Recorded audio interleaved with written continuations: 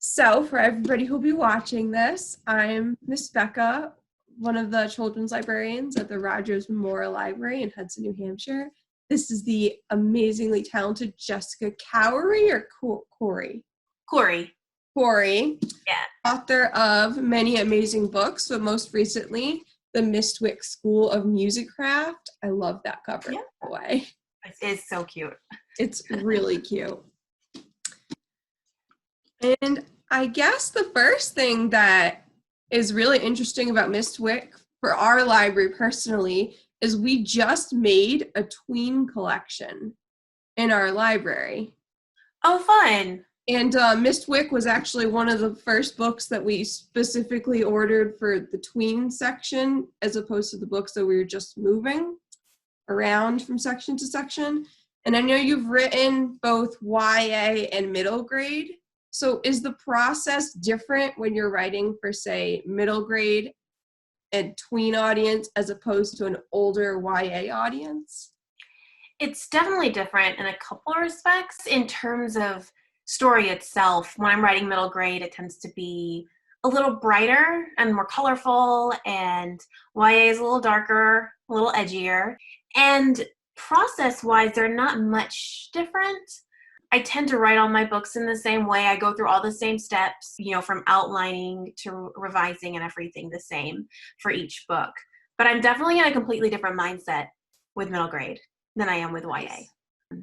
So I think I have a lot more fun with middle grade just because it is so happy. And probably because I kind of struggle with writing romance. I don't like writing romance. So when I can just push that out of the way, which I can't necessarily do with my YA, it's really nice to focus more on friendship and different themes than I would normally tackle in an older book.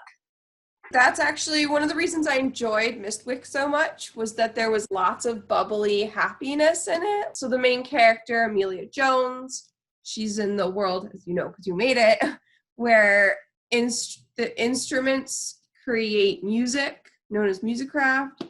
And I really love the themes that even though it's this fictional world, there's relatable themes such as finding yourself, kind of fighting to show that you really have a place where you are. And what I love about Amelia is that she's nothing other than herself. Was a really fun character to write for all of those reasons. She was very different than the 17-year-olds I'd written about in my previous books. And there was a lot of me in Amelia for sure. I definitely reached back to a lot of my past friendship struggles and struggles with wanting to be good enough and to be accepted, and having a big dream that a lot of people would have called impossible. And so there was a lot of that going on as well. And she's this little girl from the rural small town like me, and just stepping into this whole new world when she gets to Mystwick. And I really had so much fun writing her. This book, when I first started writing it, was a YA. And she was older. She was 17 or 18. And it's hard. It was totally different. It was historical, and it was set, I think, in England. And it was a very, very different book. And I tried so hard to make the story work, and it just kept stalling within a few chapters, and I didn't know why. And it wasn't until a few years ago when it just clicked, this is supposed to be middle grade. And once that clicked in my mind, I wrote the whole first draft in 2 weeks. Okay. It just set something free, and Amelia, the character, came to life, and the world came to life around her, and it was really kind of a magical moment of everything falling into place. So it feels like lately middle grade is kind of going through a renaissance. Everything is it's better. It's way different than when I was reading middle grade. Do you think that helped contribute to the success of getting this published and out there? I hope so. I would definitely think so. Certainly it wouldn't exist if certain books hadn't come before.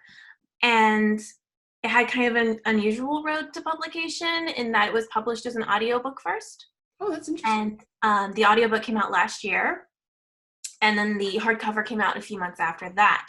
And I had not intended, when I was writing it, I had not intended it to be an audiobook in that way. The audiobook, of course, includes a lot of original compositions, and it has all of the music played by a youth orchestra. And so that was a very different process, writing, or after I had sold, going back and incorporating the actual music into the story. But for me, it had always been, a print book first. Like, this is what I had always envisioned. So it was kind of a just roundabout way of getting the book out there. But I think that it was possible because of advances in technology, and a lot of more kids are listening to audiobooks these days, and so are their parents. And so that kind of opened that door, which then opened the door, of course, for the hardcover and paperback versions to come out. So yeah, it was really a whole new journey compared to my previous books, and an exciting one. So I'm so glad it worked out. One thing I love about Mystwick, and Kidlit in particular, is that I'm a huge sucker for titled chapters. And I feel like that's just not as common in adult books, and I feel like it should be. But was it fun to title the chapters, or was it extremely difficult? At first, I thought this would be great fun. When I decided that every chapter title would have to be a musical pun, I quickly had regrets. When I realized how many puns I'd have to come up with. And by the end of the process, they felt so ridiculous to me. Some of the ones even in there, I was like, no, I'm probably going to get angry letters about how stupid this pun is. Thankfully, readers have been really gracious and have enjoyed them. That was definitely the hardest part of the book, was coming up with enough puns for the chapter titles that also kind of worked with the chapter and made sense for the story. But I think I'm really glad it worked out. I'm really happy they're all there. And that's probably the one thing in the book I'm proudest of, is making them all work, because there are definitely moments where I nearly said, forget it, no chapter titles at all. It was very stressful. Well, I think it really adds to the book and makes it really fun, because Amelia, she wears an Albie Bach t-shirt. Of course she's going to have these puns in her story. It did end up working really well, and I'm glad I was able to stick it out to the end. But yeah, that was rough, coming up with that many musical puns. But there are some in there I am really proud of. So, you have a favorite one? I think maybe my favorite one would be a Dead Girls Tarantella No Tails. That's my favorite one too. I'm glad. I was really worried about that one, because I'm like, most people don't know what a tarantella is. And so I was like, well, I hope if they don't know, they'll look it up and then they'll get the joke. But I was a little worried about that, people saying, what does that mean? I don't get it. Why did you write that? But hey, I look at it, especially when you're a kid, as a chance to learn a new word. And that's how I learned, most of my vocabulary, was through reading and coming across words that were unusual and new, and figuring them out from context or looking up in the dictionary. I didn't hate that. I enjoyed it. So once I told myself that, I was like, okay, this could work. This could work. Yeah. Well, speaking of things that are fitting with the chapters, I really enjoyed Frederica Frena's illustration. Was there a lot of collaboration involved in those illustrations? And was it hard to decide which scenes got an illustration? Because it felt like they were very well chosen scenes. Yes, I definitely would collaborate a lot with my editor and the team at HMH on those. Because the audiobook had the music, we wanted the paper edition to have its own special thing. And so I was just blown away when they said they wanted to have illustrations, because that was so far, off my radar. I never thought it could be possible. And so we ended up going through and having maybe a list of 12 different scenes, and we were going to have, I think, 8 illustrations. So we narrowed it down to our favorites, kind of the most significant moments of the book, or the most unusual scenes in the story, which they sent off to Frederica. And she sent back these gorgeous sketches. And really, when I saw them, I didn't even have maybe 1 or 2 tiny adjustments, because I think she followed the story really well and brought them to life in a way that was really true and fit the spirit of the book so beautifully. And she also did the cover, of course. So, after I had seen the cover, I was like, I trust her with anything in the book. And I was just so delighted when I saw them, because each one is just perfect for where it is in the story. I take no credit for any of that. Actually, speaking of choosing what to include for chapters, another thing I really enjoyed was that you kind of like sprinkled in historical facts that of both the real and fictional world, for like the London Philharmonic Symphony in World War II playing Baroque warning spells. Were there any fun Musicraft historical tidbits that you created that didn't make it into the cut for the final copy? Oh, there are, but I actually ended up saving those, and I can't tell you what they are. What? So I'm not going to say, but that really was one of my favorite parts of the book. Something about Mystwick that's kind of unique in magic school stories and magic stories that are set in our world is that it's not a hidden world. A lot of times, the kid finds out about magic and they have to go into this secret world to explore it. And in this case, I wanted it to be a world where magic is everywhere and it's incorporated into every element of their society. And so, of course, that would mean history, of course. And looking back and just thinking of fun ways that music could have changed the course of history, like the band on the Titanic. There's the story of the band on the Titanic in our history who played music as the ship sank. And I was like, well, if this happened in Amelia's world, their music would have saved the ship and all the people would have survived. And so these little differences were one of my favorite parts. I think I had to hold back a little bit because I could have easily done a whole chapter of just Amelia reading historical facts about Musicraft. Bonus chapter.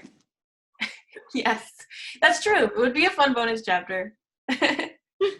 Musicraft history for the super fans of Mystwick.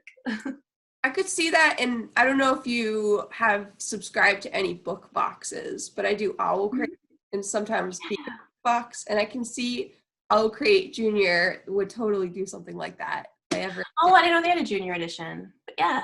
Yeah. That'll be great. I had one book. I think my Aladdin retelling, The Forbidden Wish, was the first Fairy Loot subscription box, which was really cool. And they're also using it again, I think, this month for their box for some inspiration. But I would love if Mystwick were in there because you could do all kinds of fun musical things. Yeah, that would be cool. So what is it like having your book in a Fairy Loot box? It was pretty mind-blowing. I had totally not expected it, and I think they just kind of, they picked it. My publisher was surprised, oh yeah, let's do this.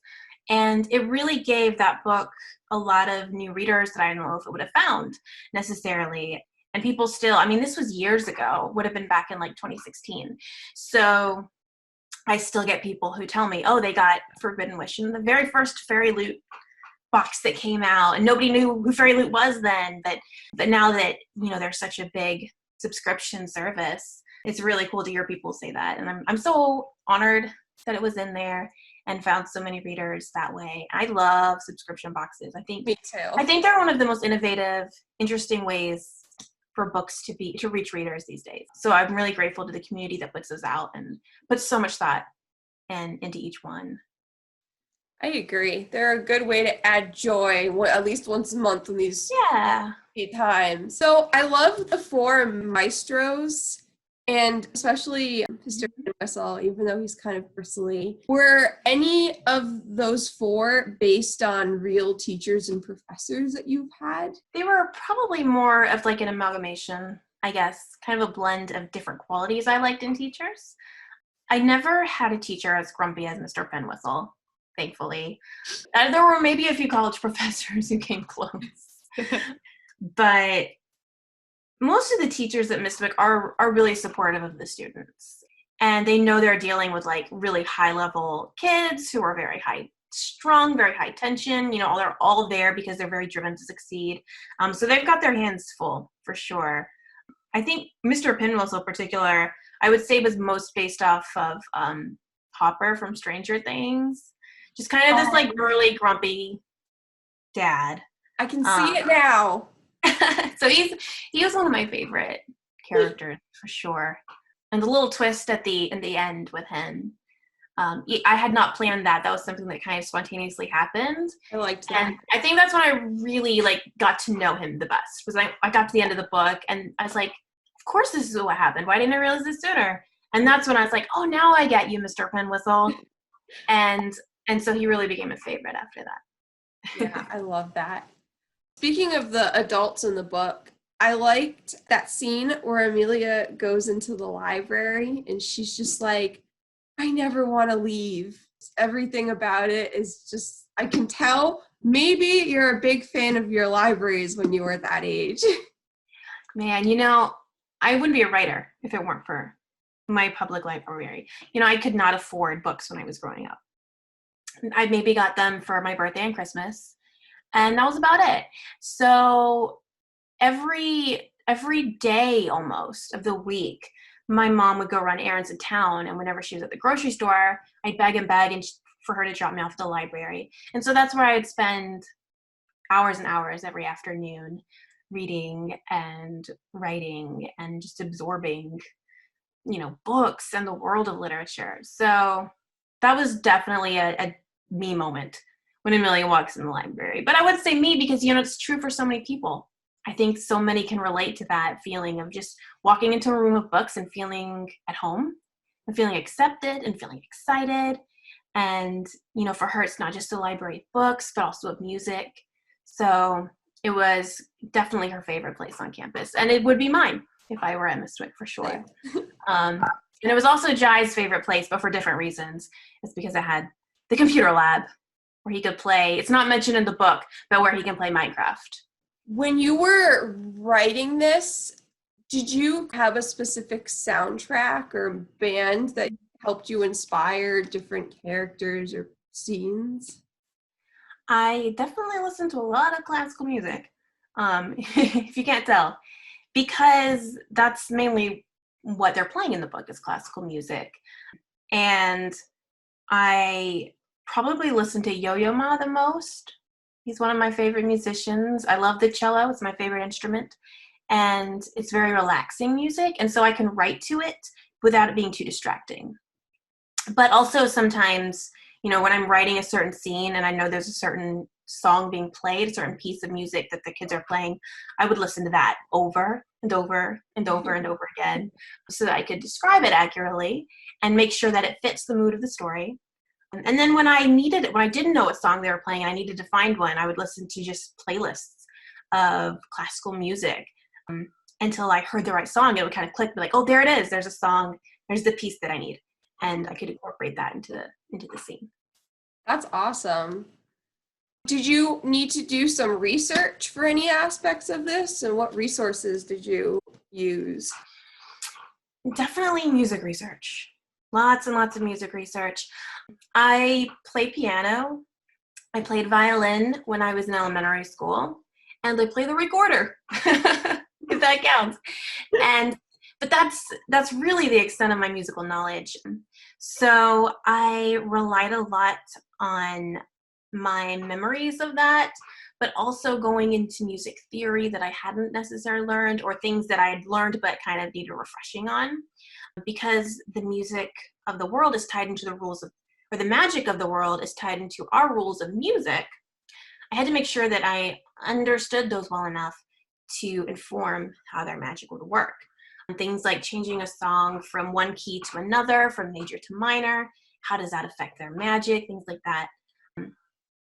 And I also sent the book to several friends who were music majors, music teachers, composers, flutists, who could read the book and give me ideas and recommend different pieces that the students might play, different classes they might take.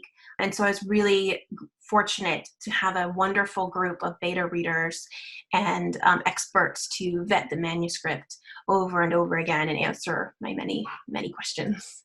For me, the best way to do research for a book is just to talk to people who know their stuff. Speaking of the music, I think two of my favorite scenes in Mystwick are chapter 15 when they all work together in music. How did you come up with that idea? That's so cool. That scene was one of the last ones I added to the book. Really? And it was kind of, I didn't know what was going to happen in the scene as I started writing it. I just knew they had to go through some kind of test that was very stressful and like a weird environment. And so I put them on this mountaintop and I'm just kind of writing it. I'm like, I have no idea how they're going to solve this problem. So I was like, I hope a solution presents itself to me as I write this scene or it's going to go very badly.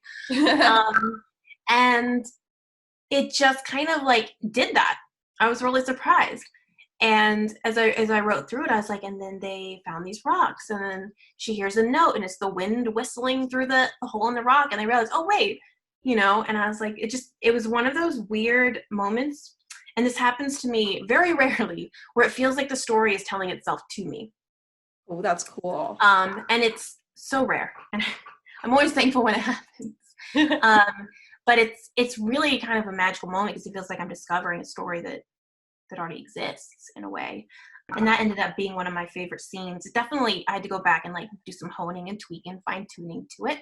But it ended up working out really better than I had expected and hoped for. So sometimes, I think there is a muse. I definitely needed one that day. So My other favorite scene that I really liked was when they played musical zombies in the Echo Wood. Your writing the whole book, your writing was great, but I just really liked that scene. It almost felt like tribal. Thanks. Was that a really fun scene to write? And did you base it, did you play the game? So that scene was 100% based off Capture the Flag, which my friends and I played obsessively when I was a teen. It was one of my favorite games. I was really, really good at it because I'm a really fast runner. And so I would always capture everybody. And when I was writing that scene, it was just definitely going back into that mindset. Even though Amelia went into the game with a very different attitude than I would have when I was a kid playing Capture the Flag. I was like, oh, let's get them. It's super aggressive. She's like freaking out. She's like, I don't like this. But it was also kind of tapping into that, like you said, that kind of tribal nature kids have. And when you kind of set them loose to play a game in the woods, they can get pretty rough and mean and, pick on the little kids. And so I've had some people be like, are kids really that mean? I'm like, have you ever played Capture the Flag? Because I was one of them. And I remember, if you were one of the little ones, you were done for. So that was definitely drawn from my own experiences at that age. Even though, like I said, her approach was a lot different than mine. Speaking of kids being mean sometimes, too often characters automatically start off where they just have built-in friends in the books. You don't see their relationships develop. So I really liked how Darby starts off not liking Amelia at all. And even though they never become, it doesn't feel like they become best friends, you can definitely see a relationship kind of develop throughout the course of the book. Was it hard to write that, or did you base that off of real friendships kind of? Because Darby, I really like Darby. She kind of holds her cards close to herself, but once you get to know her, she's sweet-ish. I like Darby too, and she was a character who kind of surprised me throughout the story. She definitely had a lot of reason to dislike Amelia at first. When you look at, she's dealing with the fact that she's lost her best friend.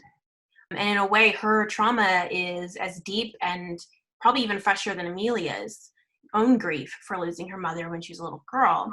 So she's a character with a lot of depth and a lot of layers and a lot going on beneath the surface. But she's not the narrator. So trying to show that without getting inside her head was a little tricky. Because I didn't want readers to hate Darby from the beginning. I wanted them to understand why she's acting the way she is and why she's lashing out and being kind of standoffish and stuff. She's going through a really difficult thing herself. And ultimately, Amelia and Darby realizing they're experiencing kind of the same feelings is what brings them together.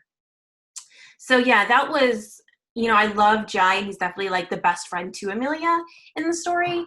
But I think the relationship with Darby in the book for me, was a lot more interesting to write because of that. We're enemies, and now we're enemies who are allies that have to work together for a common goal towards now we're actually friends. And just this journey of having to come to understand one another in order to get past these initial blocks between them and their empathy opening up the doorway to friendship. even though they're only in 7th grade, that's Mm-hmm. how it is for real kids. Like in elementary school, you start off, you can be friends, then in middle school, you could be like enemies, and maybe in high school, something unifies you. So it is actually pretty realistic friendship. Yeah. Kind I of. definitely had a friendship like that where my best friend and I were like inseparable, and then I went away to a different school for a year. And when I came back to that school, she had found a new friend. Oof. And that was really hard. And the new friend and I did not get along at all. We were so mean to each other, and we kind of like, we did not want to be around each other. And I know it like pulled our mutual friend in two directions. But by the end of the school year, we were like the three most inseparable people. And so friendship is such a deep and hurtful thing sometimes. And when you're writing YA, it's a lot about romance and stuff. So that's why I appreciate in middle grade is just looking at friendship not as something that's easy, because it's not. It's definitely the source of the most drama and pain and confusion for kids at that age. And so I wanted to recognize that and definitely pull on some of my own experiences, bad and good, in building that out. So yeah, I loved writing Darby, and I'm so glad that they ended up friends at the end. Spoiler alert, but not really. It's okay. I mean, they're on the cover together. I mean, they are. She's smiling at her, and she wasn't smiling in the beginning. Yeah. I feel like it's not a spoiler. There's No. other things that are bigger that could be spoiled, but Yeah. But not that. Another question that I had that's a little off topic was, besides being a really talented author, you're also a fantasy cartographer. I was looking at your portfolio earlier, and it's really cool. Love it when books include maps. How can you make a map for a fictional world? Like, how do you even begin? Well, when I am doing a commission for another writer, usually they'll give me like a really, really rough sketch and some notes. And I kind of build it from there, work from that. For me, map making is incredibly relaxing. And the reason is it's just kind of, once you've learned the rules of it, like rivers always flow to the sea and mountains never take a right angle, things like that, it's just kind of soothing to sit and just draw like 500 tiny trees. It takes a really long time, and I had to like build up a lot of wrist strength for a while. I had a lot of problems with that when I started doing maps more seriously. But one of the things I love about it is the collaborative process with the writer. And for me, taking a totally different role than usual, when I'm writing, I'm coming up with the worlds. When I'm doing my illustration work, I'm bringing someone else's world to life. And so I love learning about so many different places and getting a peek inside a writer's imagination and world and feeling like a small part of it when I get to draw it. So it's been a really, really fun activity that for me is a creative outlet that's a break from writing, and it also refreshes my writing brain when I'm doing it. And I've had so much fun with it, and I hope to keep doing it for a while, because it really is has been a wonderful break, I guess. When I'm can't write anymore, I can pick up and draw, and it just turns off one side of my brain and turns on the other, which is wonderful. I guess that leads into one of my final questions is that how you stay creative during Corona? I know it's hard. It's hard, definitely. Especially, I have a 4-year-old daughter who, of course, is out of school. And so that has kind of definitely affected my schedule in big ways. Normally, I spend the mornings writing and the evenings doing maps and illustration. So I guess, and that hasn't changed. That hasn't really changed. I'm still doing both of those things. I have 2 or 3 books that I have to have finished by the end of the year, in addition to a very full map commission schedule. So it's definitely been harder to find the time, but it's also been what's kept me sane, for sure. Nice. If I didn't have something to do, it would be a lot harder. I would feel a lot more caged, and so I love having those escapes. because when I'm writing or illustrating, I feel like I'm leaving, going somewhere new outside of, the four walls. So I am really lucky to have those things. Nice.